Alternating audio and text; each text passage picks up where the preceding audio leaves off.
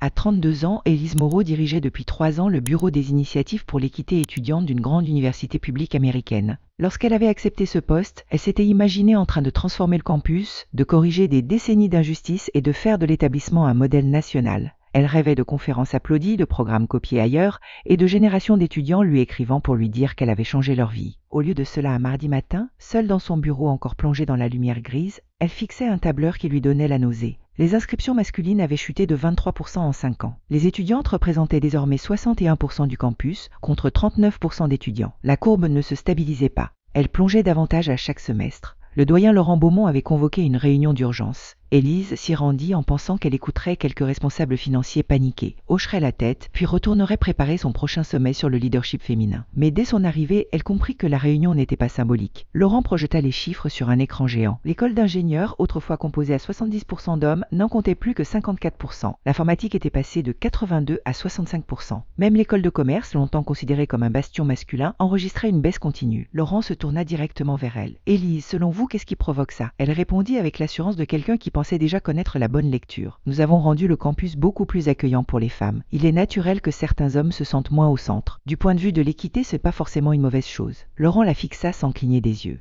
« Si cela continue, nous devrons fermer des filières. Nous avons besoin des frais de scolarité des deux sexes. » Élise sentit son visage chauffer. Elle parla de correction historique, d'années de sous-représentation féminine. La vice-rectrice Sophia Alvarez l'interrompit calmement. « Une correction, ce serait 50-50. Nous allons vers 65-35. Ce n'est pas l'équité, c'est une inégalité inversée. » Autour de la table, les regards se durcirent. Puis Laurent annonça la création d'un groupe de travail et ajouta qu'Élise en ferait partie. La première réunion aurait lieu mercredi. Le mercredi suivant, Élise découvrit la composition du groupe de travail. Elle-même, 2 responsables des admissions, Marc Delcourt du service de la vie étudiante et le professeur Julien Caron, économiste qu'elle n'avait jamais apprécié.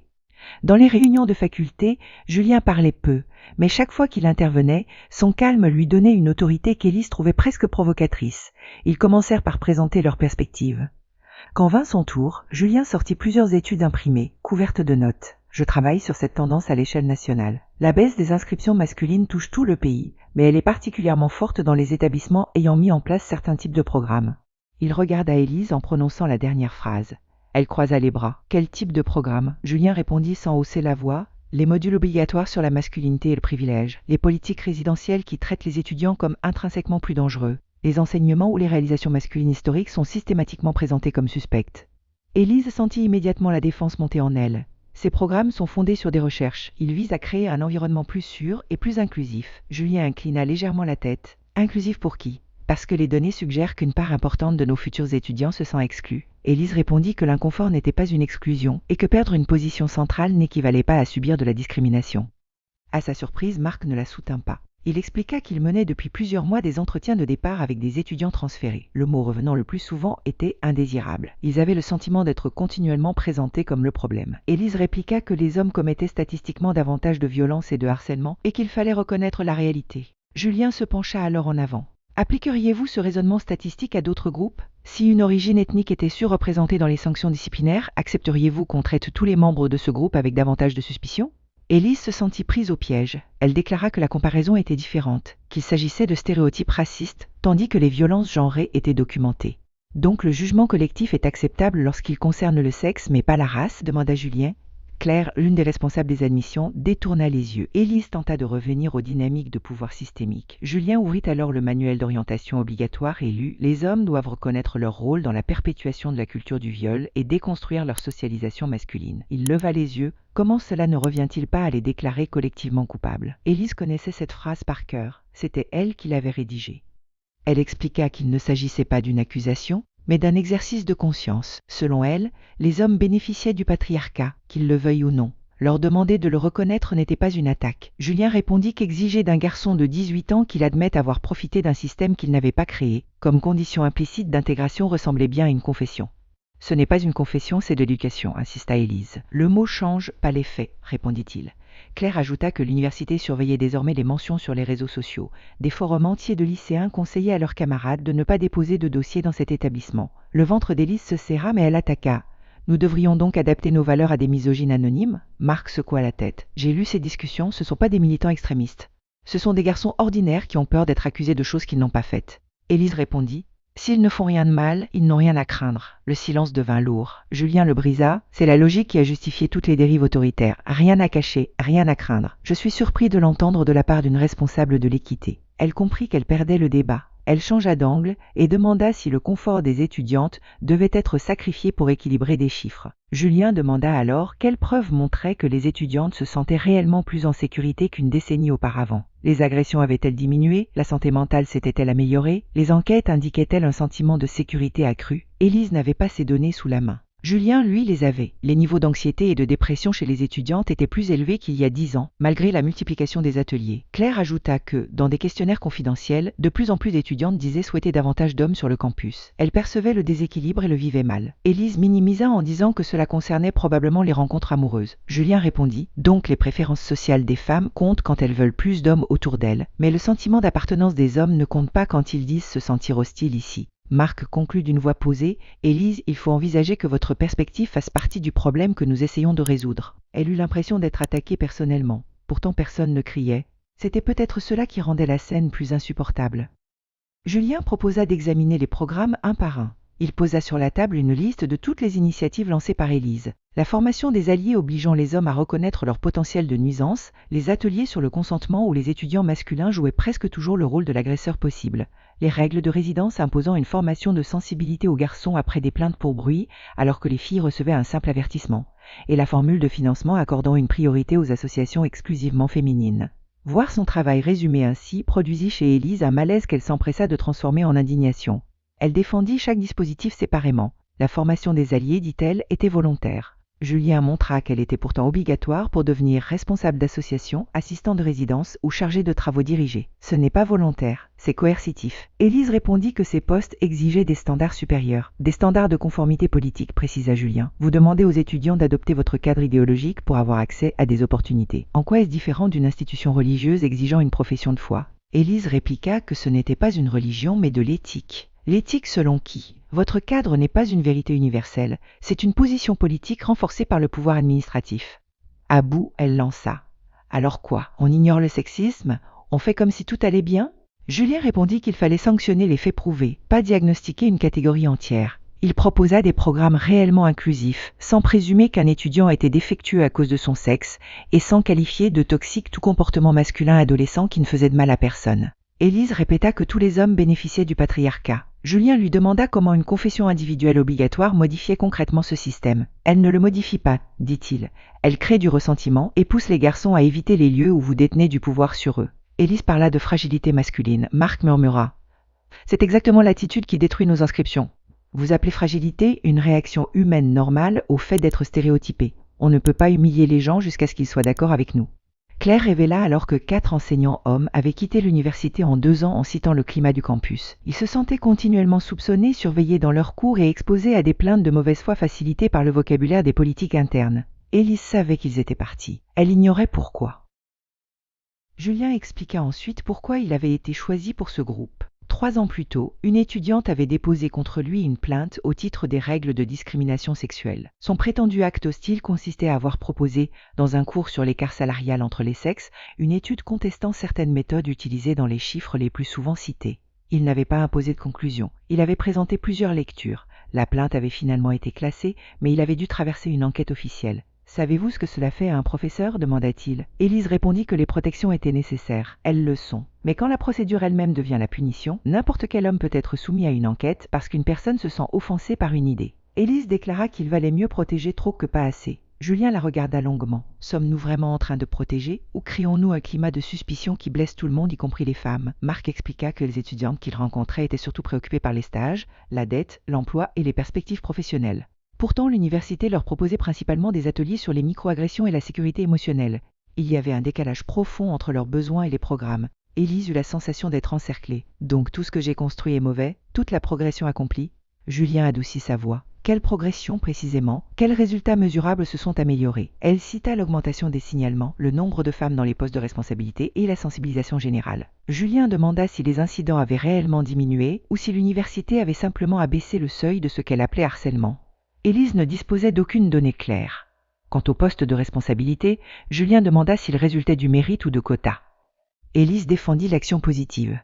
Mais si chacun sait qu'un poste est attribué selon le sexe, cela affaiblit la légitimité des femmes qui l'obtiennent, répondit-il. Claire annonça alors une autre mauvaise nouvelle. La baisse touchait particulièrement les meilleurs candidats masculins. Les garçons qui continuaient à postuler avaient en moyenne des résultats scolaires et des scores standardisés inférieurs à ceux d'il y a 5 ans. Élise suggéra que les tests pouvaient être biaisés. Julien rit, brièvement mais sans joie. Vous ne pouvez pas dire que les indicateurs sont fiables quand ils favorisent les femmes, puis les rejeter quand ils favorisent les hommes.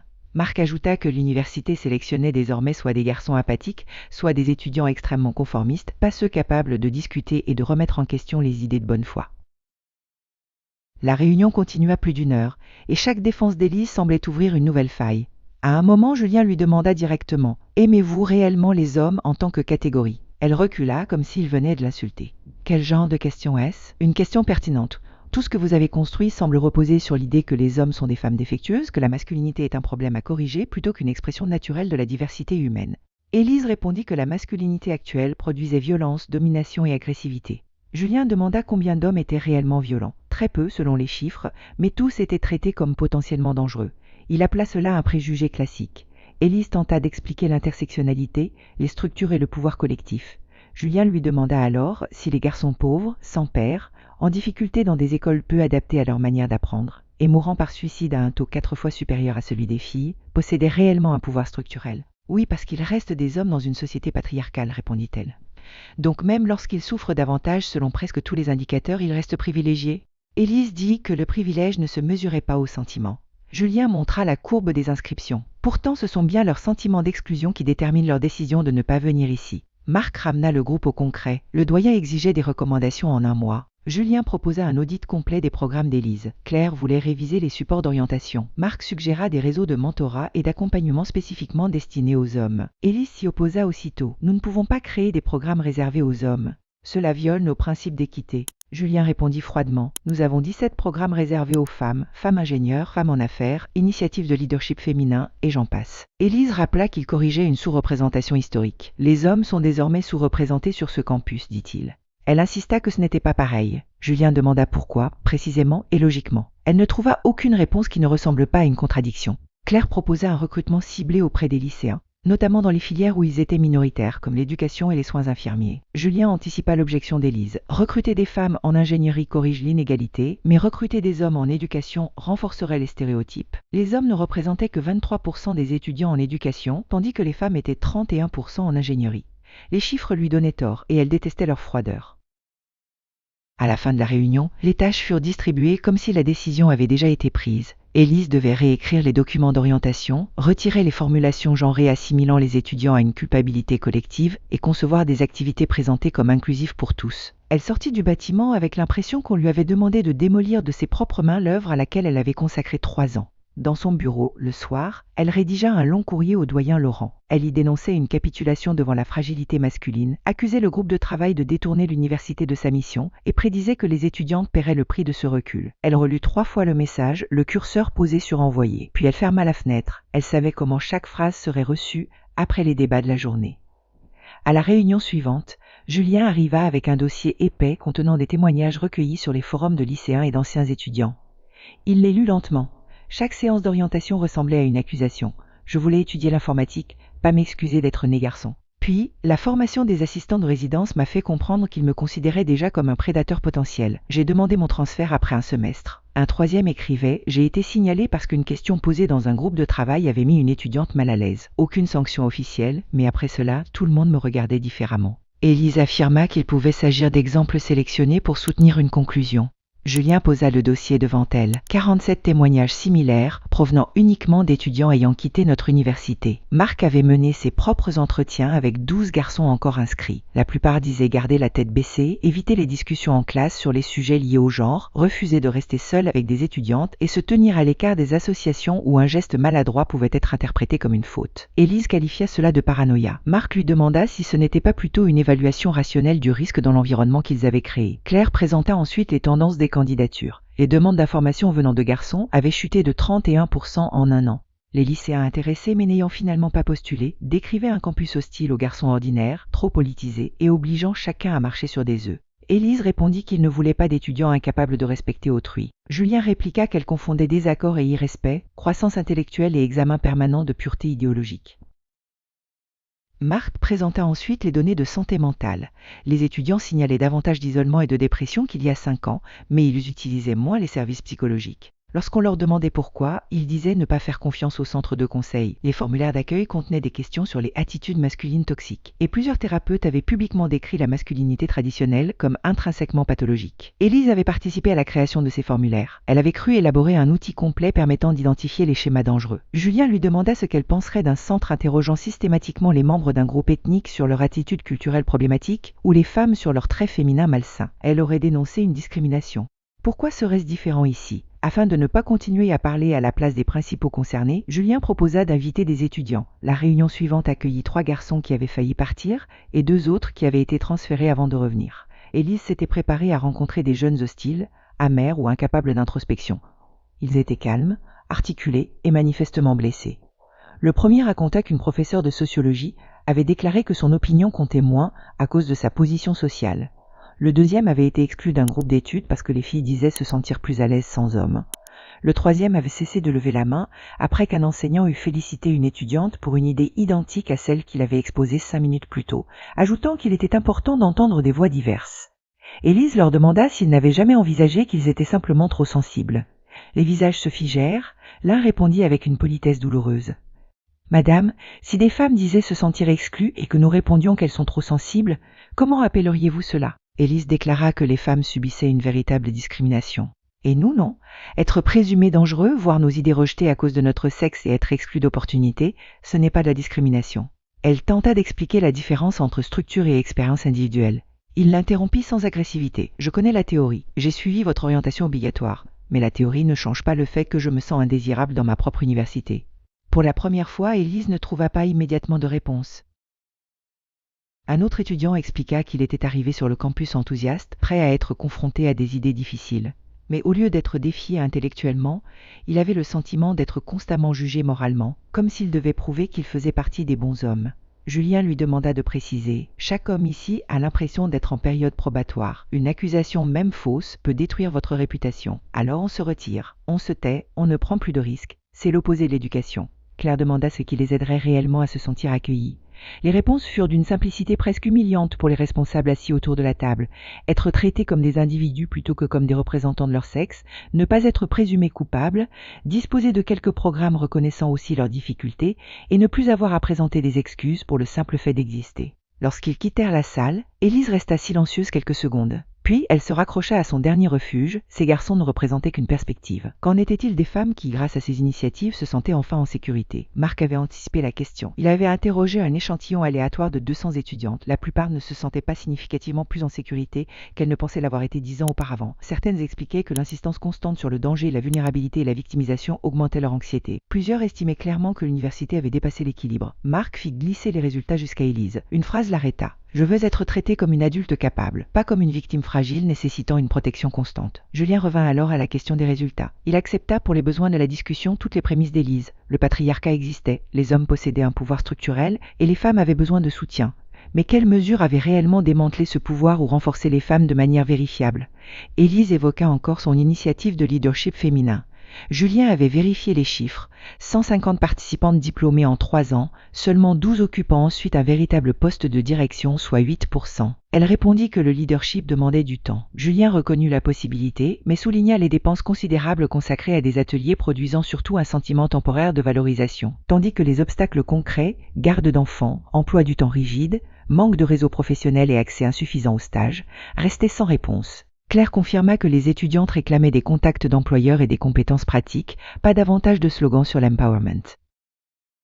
Élise tenta une dernière fois de sauver la logique de son travail. Même si les résultats n'étaient pas parfaits, dit-elle, la culture avait changé. Les femmes osaient davantage parler. Marc répondit doucement qu'elle avait créé un environnement où certaines femmes étaient encouragées à parler de certains sujets, mais où le désaccord réfléchi pouvait être aussitôt catalogué comme problématique. Les hommes se retiraient, les enseignants s'autocensuraient et la diversité intellectuelle diminuait. Julien ajouta la dimension que l'administration ne pouvait plus ignorer. Les programmes contribuaient à détruire le modèle financier de l'université. Sans étudiants masculins, certaines filières n'auraient plus assez d'inscrits pour fonctionner.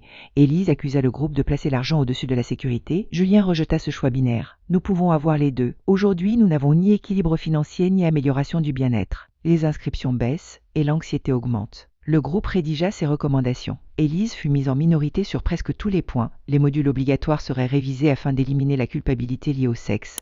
Les politiques de résidence deviendraient strictement neutres. Un réseau de soutien et de mentorat pour les hommes serait créé.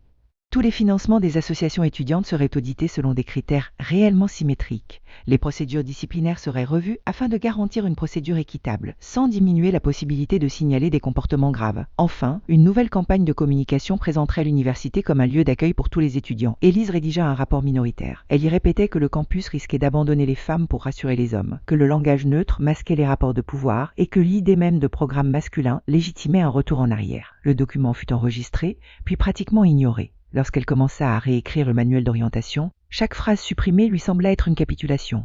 Elle remplaça « Les hommes doivent reconnaître leur rôle, par chaque étudiant doit comprendre comment les normes sociales peuvent influencer ses comportements ». Elle transforma les scénarios où le garçon jouait toujours l'agresseur en situation alternant les sexes et mettant l'accent sur les actes plutôt que sur l'identité. Elle détestait admettre que le texte paraissait moins accusatoire et, peut-être, plus utile. Les premières séances pilotes furent plus calmes, les garçons participaient davantage, les filles posaient aussi plus de questions. Cette amélioration, au lieu de la rassurer, lui donnait le sentiment d'être trahie par la réalité.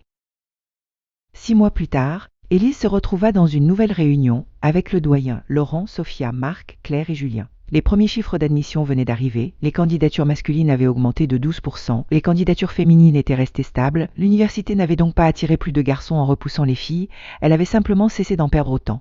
Laurent félicita le groupe de travail. Sophia parla d'un retournement encourageant. Claire présenta les commentaires de lycéens, disant que la nouvelle communication semblait moins hostile et plus centrée sur l'apprentissage. Élise resta assise, le sourire figé, avec un vide dans la poitrine. Elle devait désormais mettre en œuvre des programmes qu'elle avait combattus, et ces programmes semblaient fonctionner. À la sortie, Julien la rattrapa. « Je sais que cela a été difficile pour vous. » Elle ne voulait pas de sa sympathie. « Vous avez démantelé des années de travail. » Il répondit, « Nous avons redirigé ce travail. L'objectif d'équité demeure. Nous essayons seulement de l'atteindre sans aliéner la moitié de la population. » Élise lui lança qu'il ne comprendrait jamais ce que signifiait être une femme dans l'enseignement supérieur. « Vous avez raison, dit-il. Mais vous ne savez pas non plus ce que ressent un garçon de 18 ans quand une institution lui explique qu'il est intrinsèquement problématique. L'empathie fonctionne dans les deux sens. » Elle voulut argumenter, puis renonça.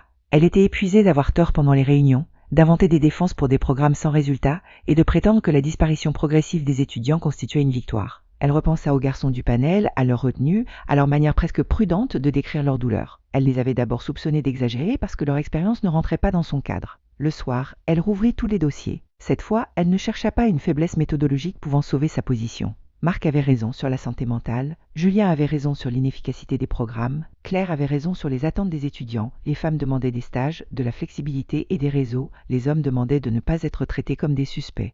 Les seuls indicateurs clairement en hausse étaient les budgets, les ateliers, le nombre de documents produits. Pour la première fois, Élise envisagea une possibilité qu'elle avait toujours rejetée. Le problème n'était peut-être ni son sexe, ni son engagement féministe, mais la certitude absolue avec laquelle elle avait confondu intention morale et efficacité.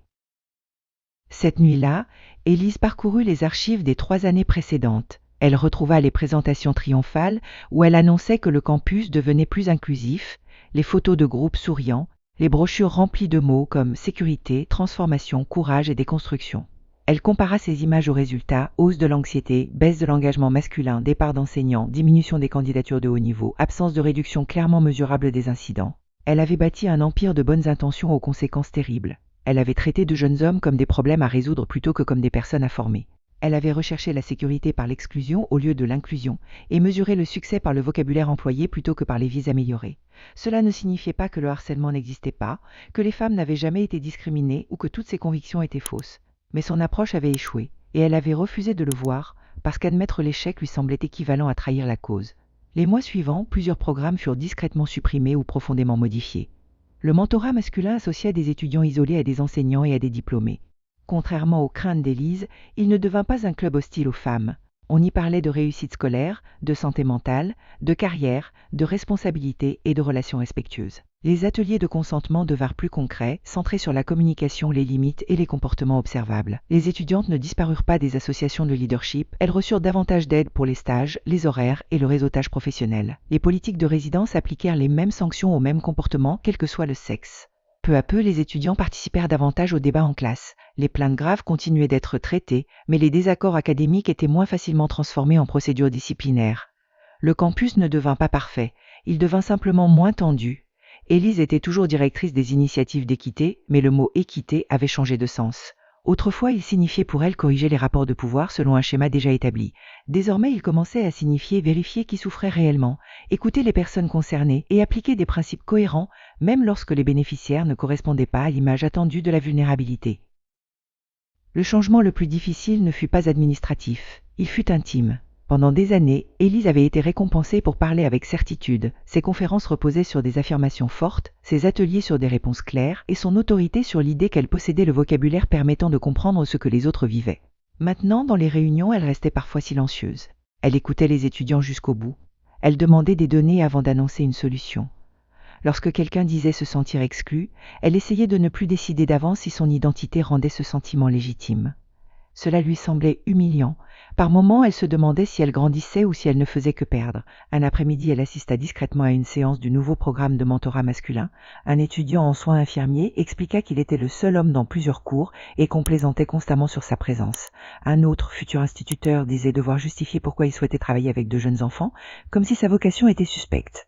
Un troisième racontait qu'il avait envisagé d'abandonner l'université après le suicide d'un ami, mais qu'il n'avait pas osé chercher de l'aide parce qu'il croyait que les thérapeutes interpréteraient sa détresse comme une masculinité toxique. Le responsable du groupe ne leur disait pas que la société leur devait tout. Il leur parlait d'efforts, de limites, d'amitié, de discipline et du droit de demander de l'aide. Élise comprit que soutenir les hommes n'exigeait pas de nier les problèmes vécus par les femmes. Ce n'était pas une compétition où reconnaître une douleur effaçait l'autre. Plus tard, elle rencontra un groupe d'étudiantes participant à la nouvelle version de l'initiative de leadership. Elles étaient satisfaites des rencontres avec des employeurs, de l'aide à la négociation salariale et du fonds de garde d'enfants pour les mères étudiantes. L'une d'elles lui dit « Avant, je ressortais motivée pendant 2 jours. Maintenant, j'ai obtenu un stage. » Cette phrase fit plus mal que toutes les critiques de Julien, car elle révélait ce qu'Élise aurait pu accomplir plus tôt si elle avait évalué les résultats au lieu de célébrer les intentions. Un an après la première réunion d'urgence, le doyen présenta les nouveaux chiffres devant le conseil universitaire. Le ratio s'était légèrement rééquilibré. Les inscriptions masculines ne retrouvaient pas leur ancien niveau, mais la chute était arrêtée. Les candidatures féminines demeuraient fortes. Les filières d'informatique et d'ingénierie avaient cessé de perdre brutalement des garçons, tandis que les actions ciblées vers l'éducation et les soins infirmiers commençaient à attirer quelques candidats masculins supplémentaires.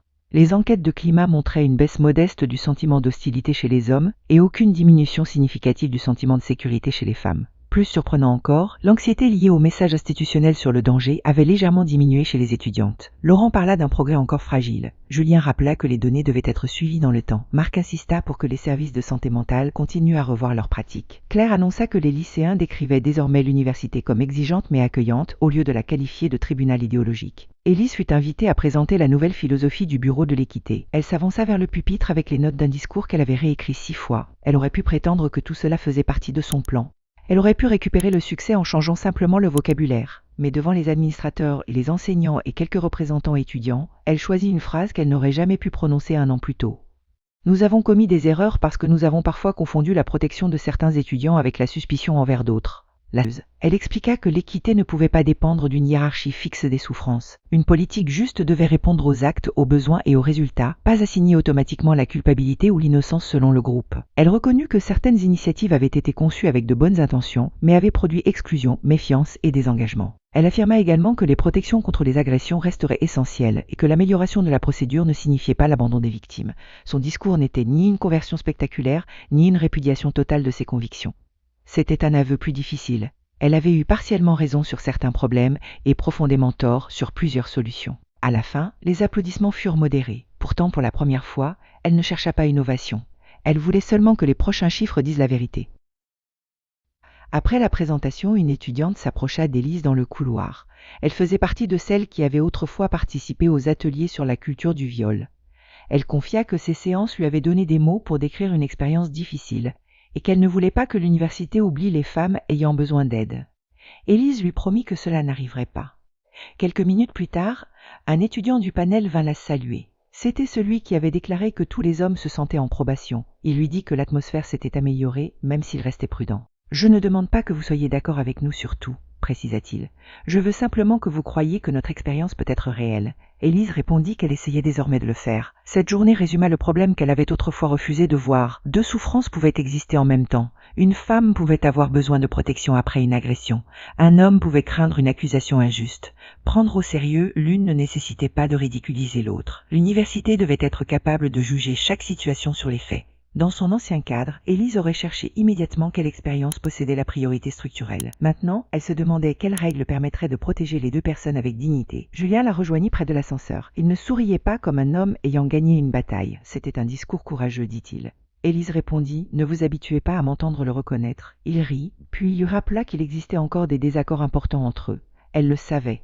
Il contestait plusieurs de ses analyses sur le pouvoir. Elle continuait à penser que certaines inégalités historiques exigeaient des mesures particulières, mais il pouvait désormais examiner un programme sans transformer la discussion en procès moral.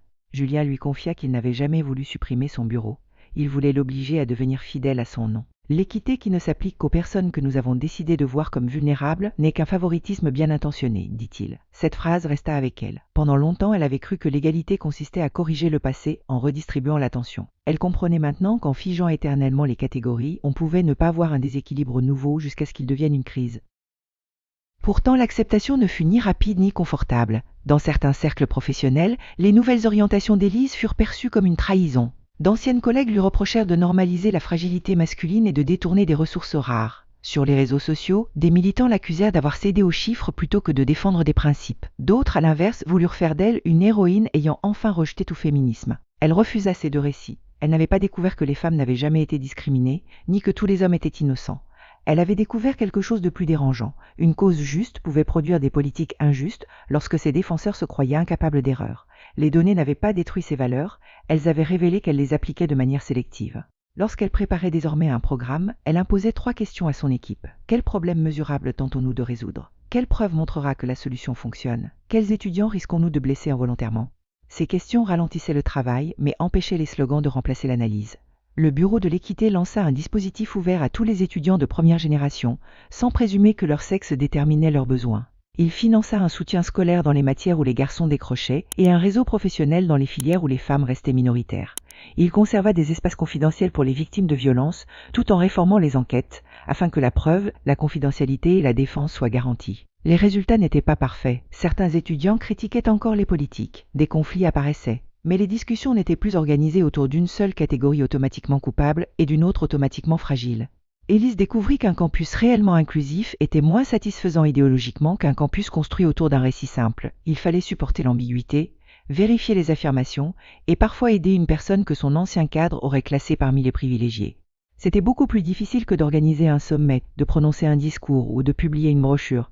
C'était aussi beaucoup plus proche du travail qu'elle avait cru venir accomplir. 2 ans après la crise, Élise reçut le nouveau rapport quinquennal sur les inscriptions. Elle l'ouvrit seule, dans le même bureau où le premier tableur lui avait retourné l'estomac. Les hommes représentaient désormais 42% des étudiants. Le chemin vers un véritable équilibre restait long, mais la tendance s'était inversée sans diminution du nombre de femmes. Les candidatures de garçons très performants remontaient, les départs d'enseignants avaient ralenti, les étudiants masculins utilisaient davantage les services de santé mentale depuis que les formulaires ne traitaient plus leurs traits comme un diagnostic préalable. Les étudiantes rapportaient une meilleure satisfaction concernant les stages et les compétences professionnelles.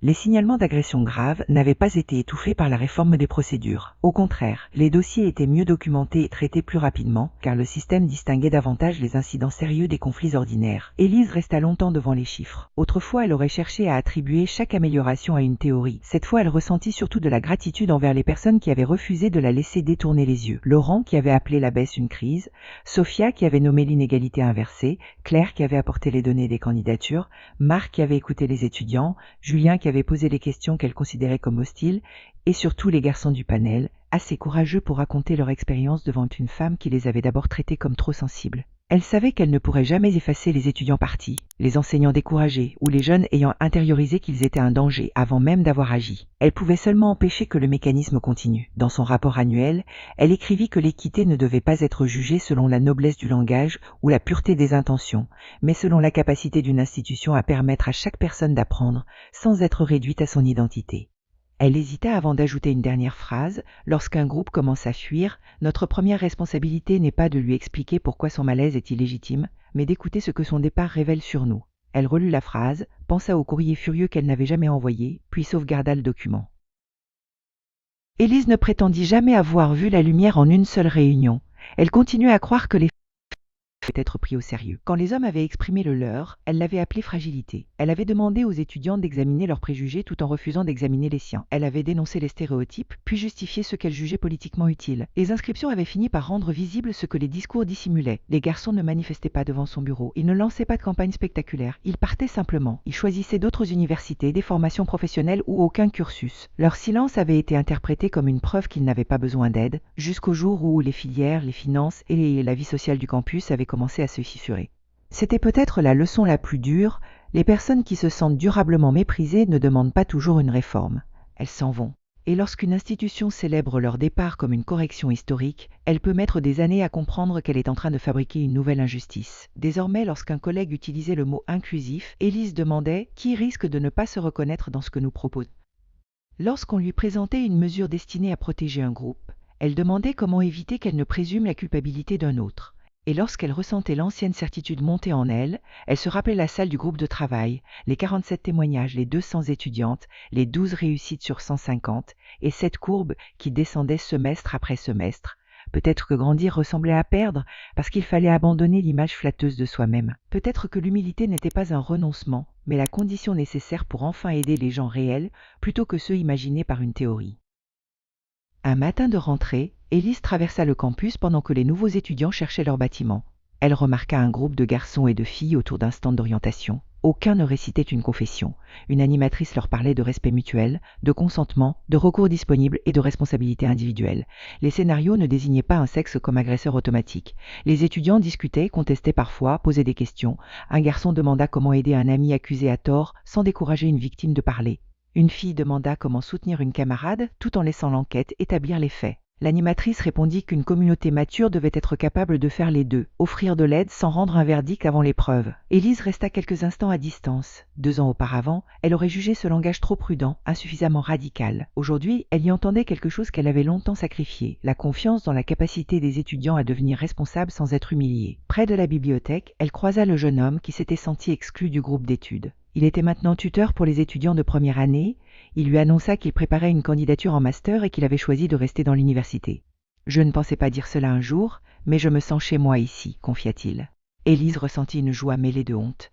Il avait fallu une crise financière et une baisse de 23% pour qu'elle entende une phrase que cet étudiant aurait voulu pouvoir prononcer dès son arrivée. Elle lui souhaita bonne chance, puis continua vers son bureau. Sur son écran l'attendait la proposition d'un nouveau programme. Avant, elle aurait commencé par écrire une déclaration de principe. Elle ouvrit plutôt une page vide et inscrivit 3 lignes. Problème mesurable, résultat attendu, risque involontaire. Elle savait qu'elle commettrait encore des erreurs. Elle savait aussi qu'aucune théorie ne lui éviterait le devoir de les reconnaître. Dehors, le campus se remplissait de voix masculines et féminines. Was it just or did they go too far? You be the judge.